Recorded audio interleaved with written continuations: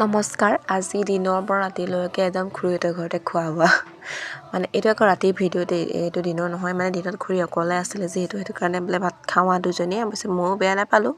আৰু ভাতৰ লগত আছিলে ফুলকবি ভাজি আৰু চাটনি আৰু দাইলতে পকৰি দি দিছিলে খুৰীয়ে। ভাল লাগে তেনেকৈ বনাই খালে।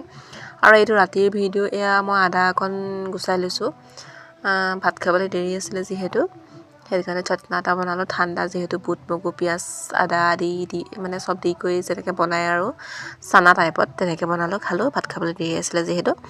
আৰু আজি খুৰীহঁতৰ ঘৰলৈ আনিছিলে মাংস আৰু মাতিলে। মোৰ বৰ এটা বেয়া নাপালোঁ, যাম বুলিয়ে ক'লোঁ যিহেতু মাংস আৰু ঠাণ্ডা বতৰত আৰু মাংস আৰু কোনে বেয়া পাব খাই, নহয় জানো।